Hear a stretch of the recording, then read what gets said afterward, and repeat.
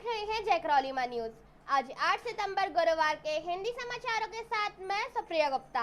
आज की खास खबरें। उत्तर प्रदेश फिरोजाबाद में डिस्ट्रिक्ट कोऑर्डिनेटर के खिलाफ खड़ा हुआ पूर्व ब्लॉक। फिरोजाबाद में प्रधानमंत्री नरेंद्र मोदी के स्वच्छ भारत मिशन ग्रामीण में सेतु बनकर काम करने वाले पूर्व ब्लॉक कोऑर्डिनेटर ने अपने ही डिस्ट्रिक्ट कोऑर्डिनेटर पर गंभीर आरोप लगाए हैं। उन्होंने उच्च अधिकारियों से लेकर मुख्यमंत्री तक से शिकायत करते हुए भ्रष्टाचार की शिकायत की है। डीसी ने डिस्ट्रिक्ट कोऑर्डिनेटर पर कार्रवाई न होने पर आत्महत्या की चेतावनी दी है। शहर के सरजीवन नगर निवासी देश दीपक के अनुसार डीपीआरओ के संरक्षण में जिला समन्वय डीसी पुनीत निगम अपने अधिकार क्षेत्र से बाहर कार्य करते हैं।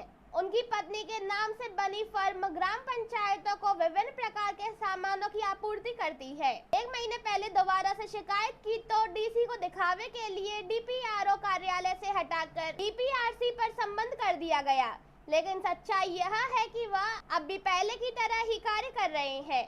देश दीपक ने एक मैसेज प्रशासनिक अधिकारियों के साथ ही सोशल मीडिया पर वायरल किया था, जिसमें उसने न्याय न मिलने पर आत्महत्या करने की धमकी दी थी। मामले की जानकारी होने पर सीडीओ दीक्षा जैन ने पूर्व ब्लॉक कोऑर्डिनेटर देश दीपक को अपने कार्यालय बुलाया और उसकी बात सुनी। देश दीपक ने बताया कि सीडीओ ने निष्पक्ष जांच जल्द पूरी कराने का भरोसा दिया है।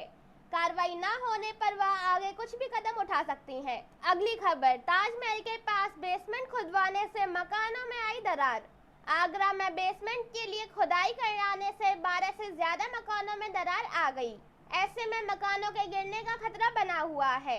इन मकानों में रहने वाले करीब 300 लोग दहशत में हैं। शिकायत के बाद निर्माण कार्य रुकवा दिया गया है। ताजमहल के 500 मीटर के दायरे में निर्माण कार्य कराने या मरम्मत के लिए पुरातत्व विभाग समेत कई विभागों से अनुमति लेनी होती है, लेकिन सपा पार्षद बिना अनुमति के निर्माण कार्य करवा रहे हैं।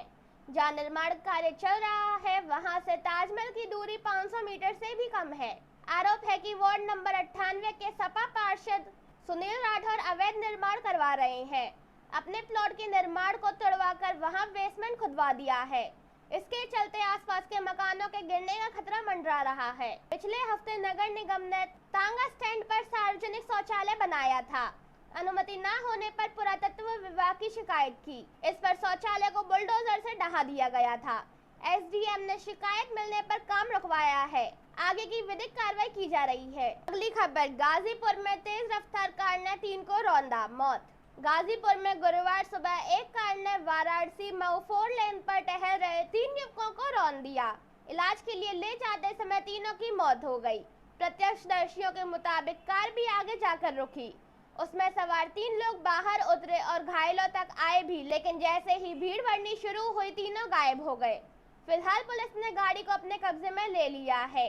एक ही गांव के 3 लोगों की मौत से पूरे गांव में कोहराम मचा हुआ है। जंगीपुर थाना क्षेत्र के मिठापारा गांव के कई लोग सुबह देवकठिया 4 लेन हाईवे के किनारे टहलने जाते हैं। गुरुवार की सुबह भी 4 लेन पर जिला पंचायत सदस्य का चुनाव लड़ चुके अच्छेलाल यादव 45 वर्ष, दिवाकर यादव 32 वर्ष और विनोद यादव 35 वर्ष साथियों के साथ टहल रहे थे।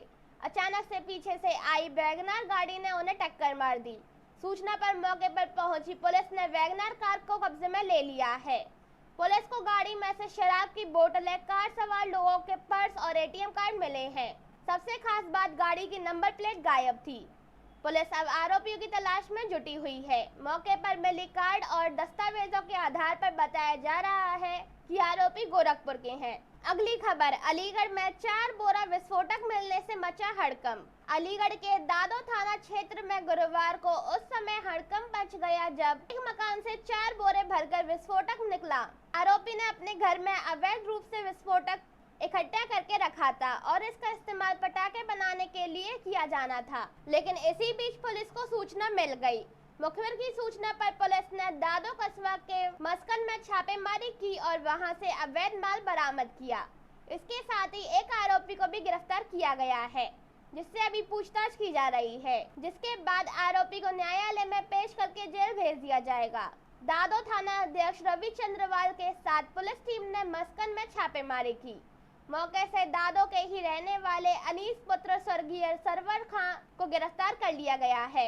आरोपी ने झोपड़ी के अंदर पूरा सेटअप तैयार तैयार करके रखा था और यहीं पर अवैध रूप से पटाखे बनाने की तैयारी थी। कार्रवाई करने वाली टीम में एसओ के साथ SSI Sanjeev Kumar Maurya, SI Sandeep Kumar, constable Krishna Kumar, constable Monty Dahiya, महिला कांस्टेबल मीना शामिल रही। अगली खबर, अमरोहा में गणेश मूर्ति विसर्जन। गणेश चतुर्थी के मौके पर जिले भर में शोभा यात्रा और प्रतिमा विसर्जन यात्रा गाजे बाजे के साथ निकली। भक्त भजनों की धुन पर नाचते गाते दिखे। इसी कड़ी में अमरोहा के जोया में बजरंग मंदिर समिति के तत्वाधान गणेश की शोभा यात्रा का आयोजन किया गया। शोभा यात्रा के बाद श्रद्धालु गणेश प्रतिमा को विसर्जन के लिए ब्रज घाट गंगा धाम के लिए रवाना हो गए। शोभा यात्रा में गणेश भगवान की विशाल प्रतिमा समेत अन्य झांकियां आकर्षक का केंद्र रहीं।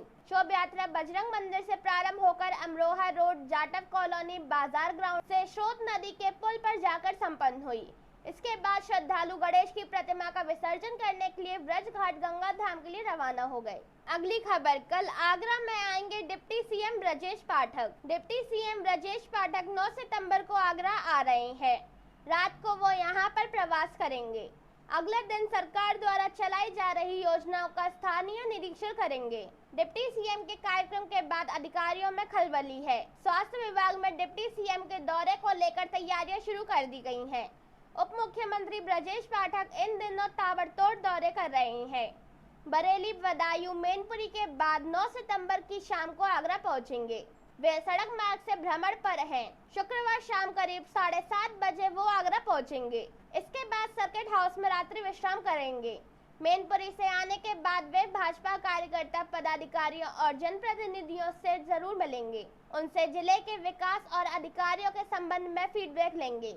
रात्रि विश्राम के बाद अगले दिन सुबह शनिवार को उनका औचक निरीक्षण प्रस्तावित है। अगली खबर, मध्य प्रदेश, ग्वालियर में शिवराज सरकार की संस्कृति मंत्री बोली, जो गरबे में आए पहचान पत्र साथ लाए। शिवराज सरकार में संस्कृति मंत्री उषा ठाकुर ने लव जिहाद और गरबा पंडाल को लेकर बड़ा बयान दिया है। उन्होंने कहा कि गरबा पंडाल लव जिहाद का बड़ा माध्यम बन चुके थे, इसलिए बहुत जरूरी है कि कोई भी व्यक्ति गरबे में अपनी पहचान छिपाकर नहीं आए। पंडाल में आने वाले हर व्यक्ति को आई कार्ड देखकर ही एंट्री दें। ये सभी आयोजकों को तय करना चाहिए। ग्वालियर पहुंची मंत्री ठाकुर ने कहा, अब गरबा पंडाल में जो भी आएगा अपना आईडी कार्ड लेकर ही आए। सभी आयोजकों को यह सलाह भी है, चेतावनी भी। वैसे अब सभी संगठन जागरूक हो चुके हैं, फिर भी पहचान छिपाकर किसी को भी गरबा पंडाल में प्रवेश नहीं दिया जाए, क्योंकि गरबा पंडाल लव जिहाद का एक बड़ा माध्यम बन चुके थे। बगैर पहचान के गरबों में कोई प्रवेश नहीं कर सकता। मध्य प्रदेश में गरबों में शामिल होने वाले लोगों के लिए पहचान पत्र लाना जरूरी है। संस्कृति मंत्री उषा ठाकुर ने इसको लेकर सभी आयोजकों से अपील की है। लव जिहाद का एक बड़ा माध्यम बन चुके थे ये गरबे, तो ये बहुत अनिवार्य हो जाता है कि कोई भी व्यक्ति गरबों में अपनी पहचान छुपाकर ना आए।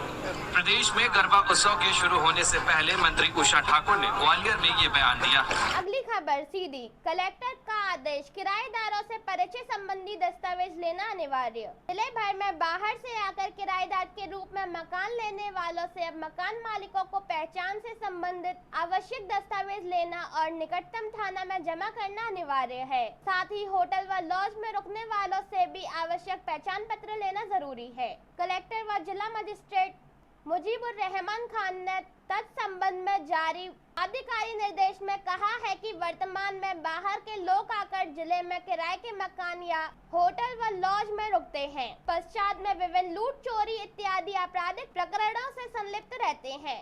ऐसे में आम जनमानस व प्रतिष्ठानों की सुरक्षा सुनिश्चित करने और अपराधों पर नियंत्रण के लिए यह आवश्यक है कि मकान मालिकों, होटल, लॉज के मालिकों के लिए किराएदारों के संबंध में आवश्यक पहचान पत्र रखना बाध्यकारी रहेगा।